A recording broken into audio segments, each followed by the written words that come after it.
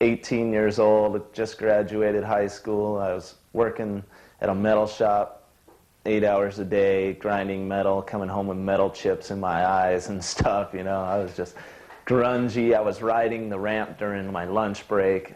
I would go, during lunch, I would go and ride the ramp with work boots on and the work uniform, you know, for lunch.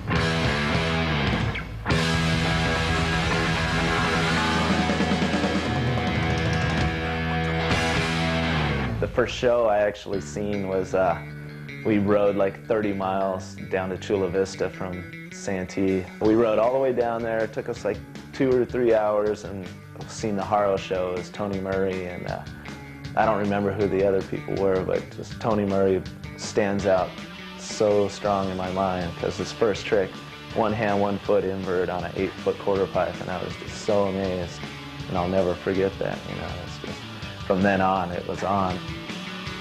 Dave used to come to my house and bust wheels. That's about it. Get air, bottom out.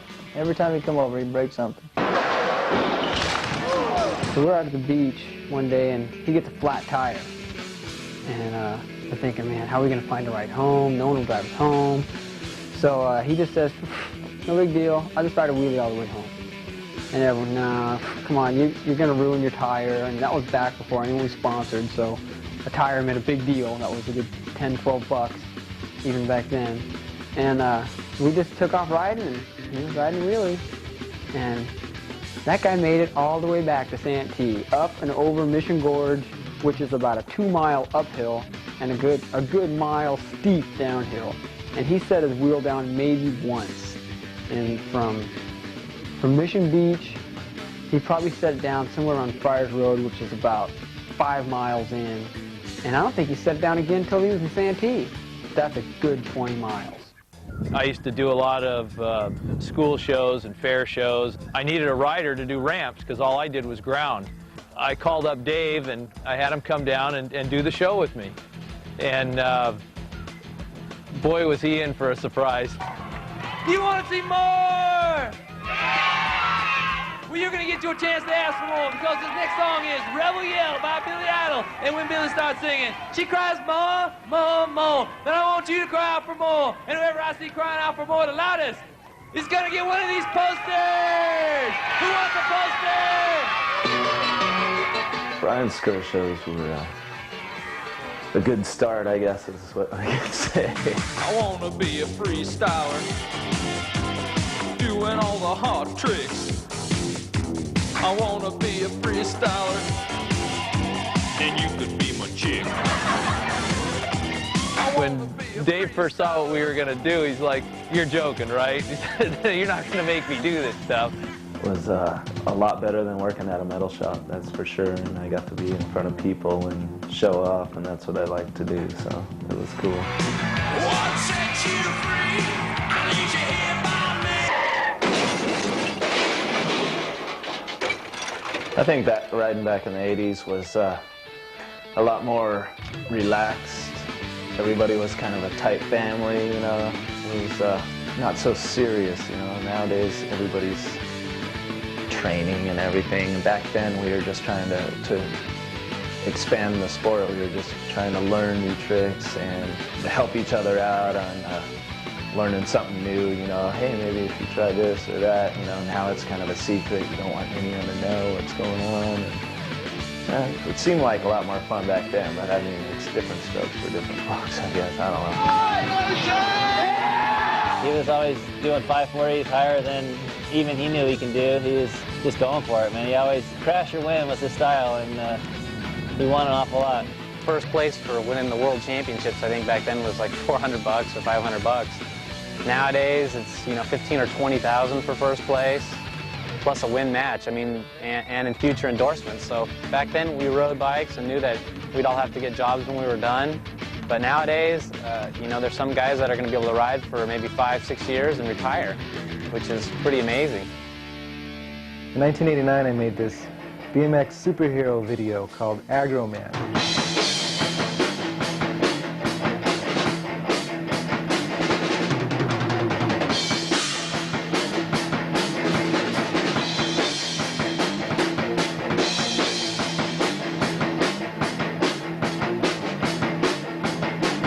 Whoever put on the aggro necklace would turn into this BMX Superhero guy. Gabe was the first guy who got to wear the Aggro Man suit.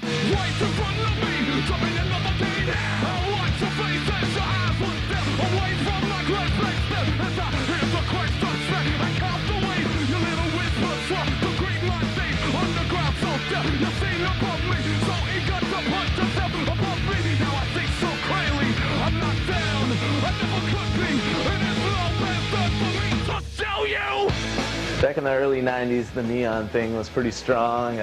Nobody really seemed to care too much about being hardcore and looking a certain way, you know. I mean, it wasn't important to everybody. It was just like, let's just ride, you know. It wasn't such a big soap opera scene if this guy wore a neon shirt or whatever, you know.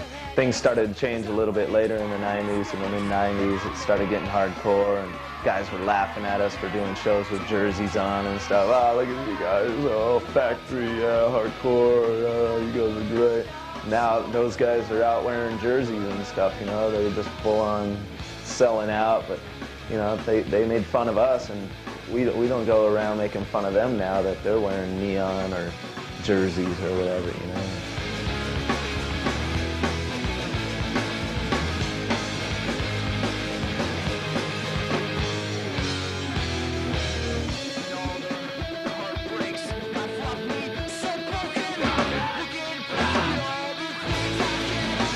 Back in the day, in the early days of street riding, it was different than it is now because you could really innovate and you could invent tricks really easily because nobody had done anything yet. No matter how hard we tried, Voelker would still win if he was there because, like today, Voelker doesn't really concentrate on tricks, but he concentrates on flying from one side of the street course to the next.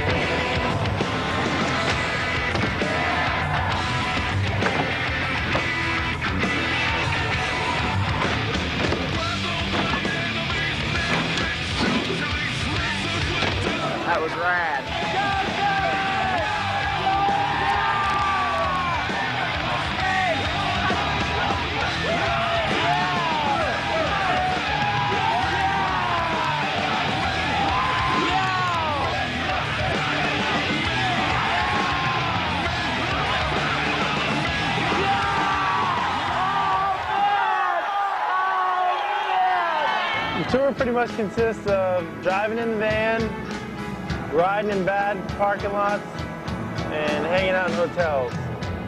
I think Dave's pretty good at all those.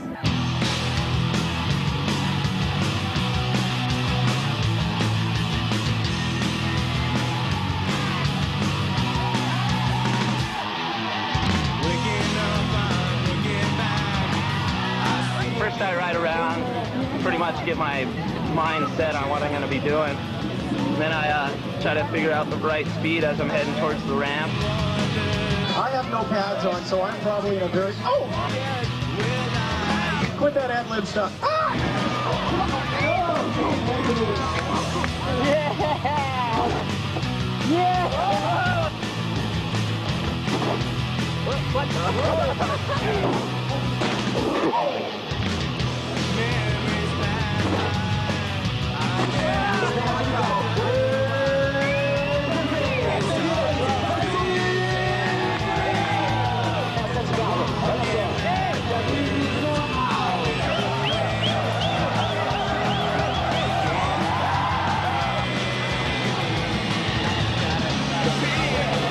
Here we are, Summer Tour, 96.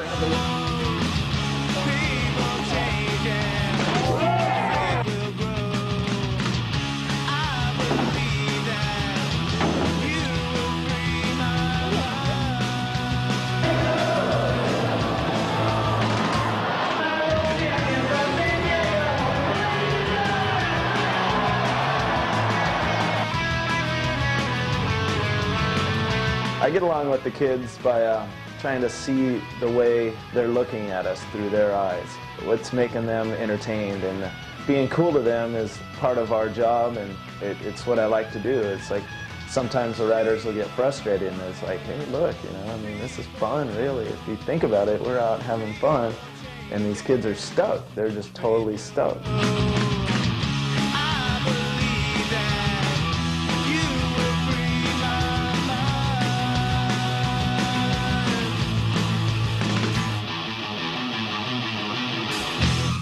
Bring one of these home if we wanted to. I got into golf about 91 or 92, somewhere like that. Joe Johnson took me out to a little course, and it just hooked me. I'm totally addicted to it now. It's super hard, and it messes with your mind, and I like that.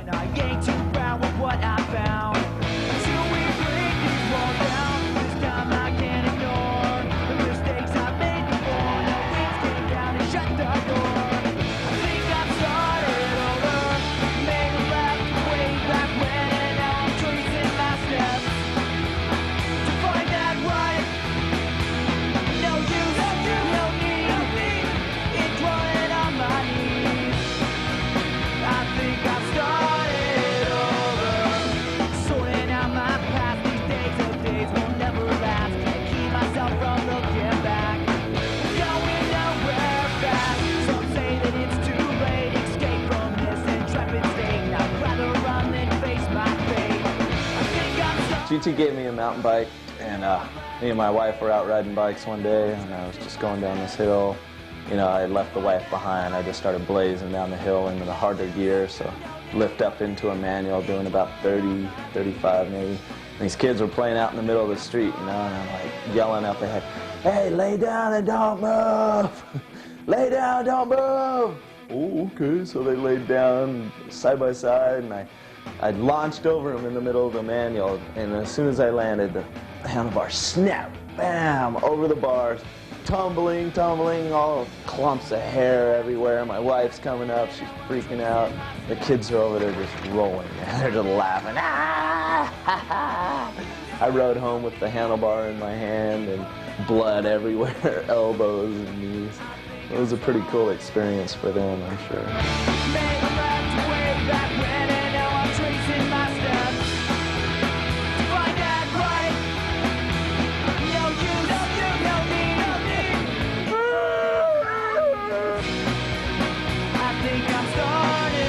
My first job was slinging fish in the cannery, and Dave likes fish.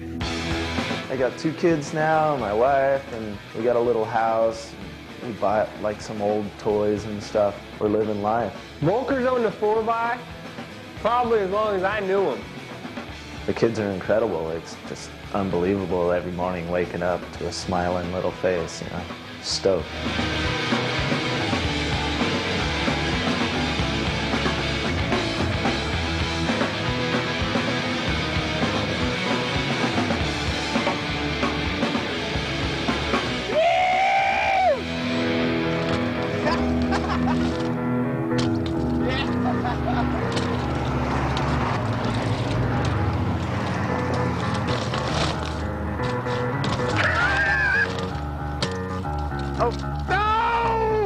First met him, he was an okay rider, average rider. Started working with him a little bit, not really working with him, but just suggesting things like the important thing is to go high, higher than anyone, and you'll stand out a lot more. Within a year, he just totally improved, 100%, and it was unbelievable.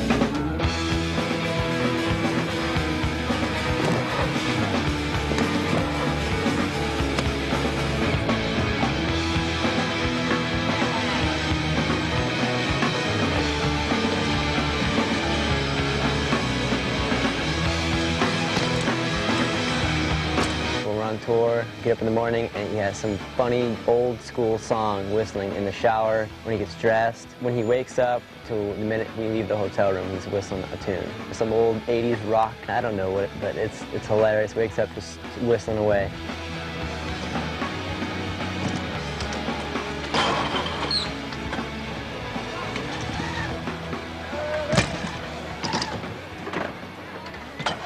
We need to do some sort of a how-to. It seems to be the cool thing to do. So I'm going to try this.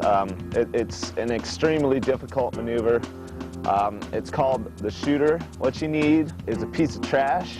You set it up right in the V of a curb. You're going to come at it with speed, hit it with the back part of your tire as you kick out, pinches it against the curb and shoots it up in the air. And that's why we call it a shooter.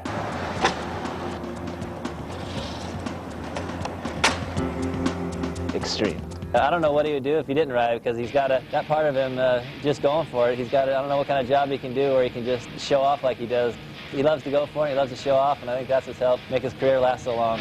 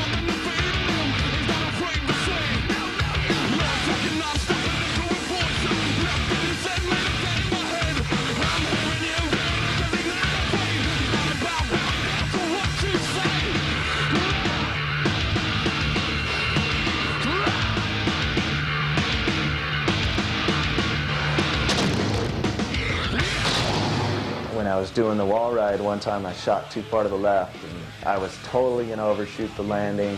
I was scared, man. I was totally panicking. I grabbed the back brake and skidded on the wall enough to where it slowed me down, and I dropped right onto the landing.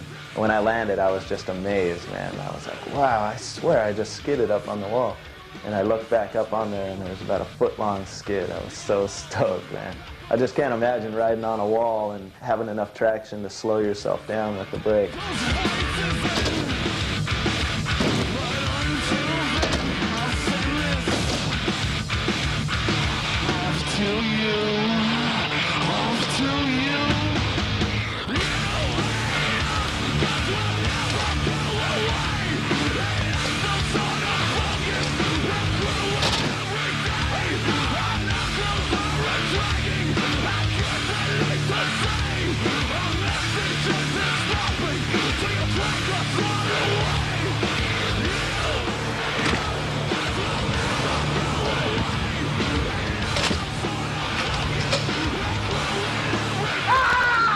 This is probably why I should have worn my shin guards. Dang, look at the bone right there. Beef, it's what's for dinner.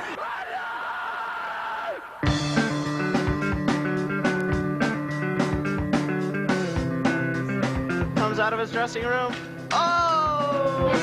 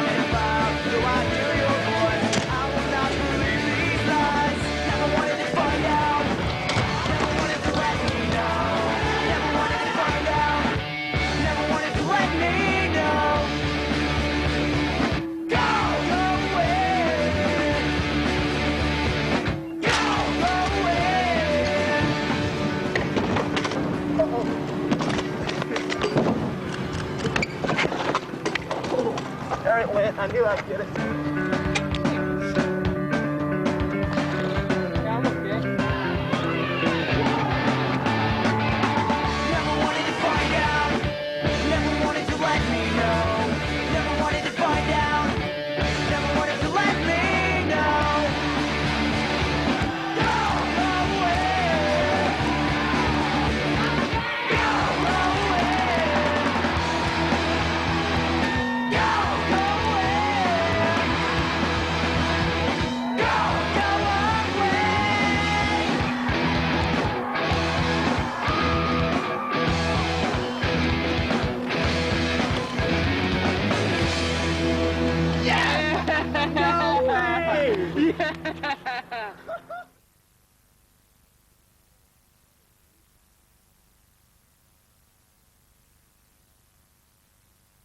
Where's my pizza? Yo, pizza boy, you want I should fry you? What, do you got a flat tire out there? Get that DT moving! Like I was saying, Mr. J, your pizza's in good hands.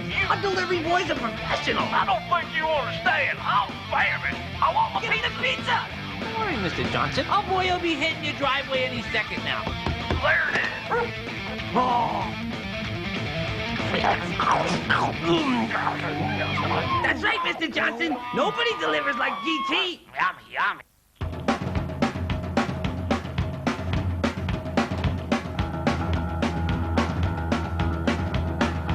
Well, I've made my way around this town, and I've walked these streets up and down, and I ain't too proud with what I found. Until we break these walls down, this time I can't ignore the mistakes I've made before, and the winds came down and shut the door. I think I've started over, made a left way back when, and now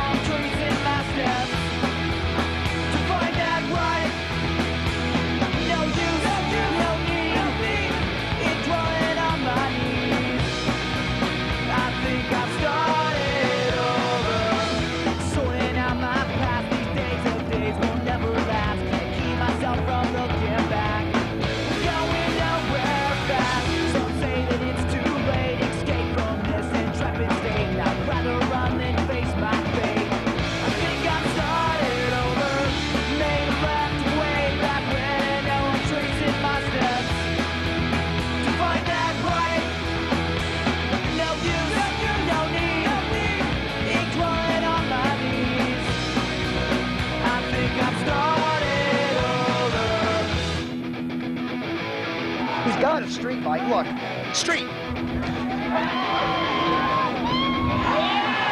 If the street environment is pure, it needs no moving and it needs no adjusting.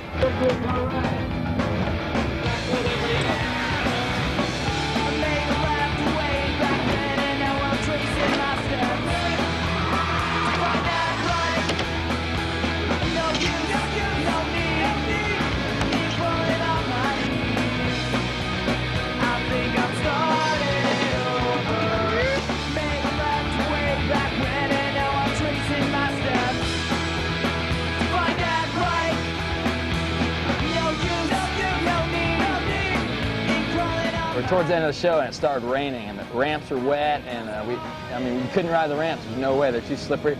And all of a sudden, he comes out of nowhere, pedaling as fast as he can, does a no-handed flip over the box jump. I wouldn't go near that thing, it was so wet.